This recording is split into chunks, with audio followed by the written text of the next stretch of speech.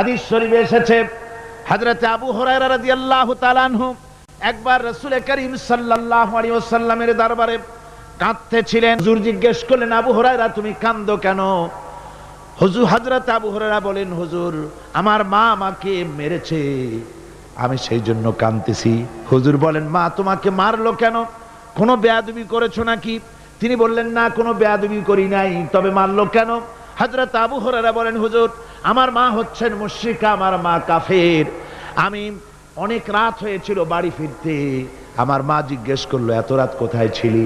আমি বললাম, মা তামাম পৃথিবী যে কদম মোবারক চুমতে পারলে নিজেকে ধন্য মনে করে, আমি সেই রাসূলের দরবারে ছিলাম, আসতে দেরি হয়ে গেছে। ইয়া রাসূলুল্লাহ, আপনার নাম শোনা মাত্র আমার মায়ের গায়ে আগুন জ্বলে গেল। সহ্য করতে না পেরে আমাকে মায়ের আরম্ভ করে দিল, বলল, আবু হুরায়রা হয় আমার বাড়ি ছাড়বে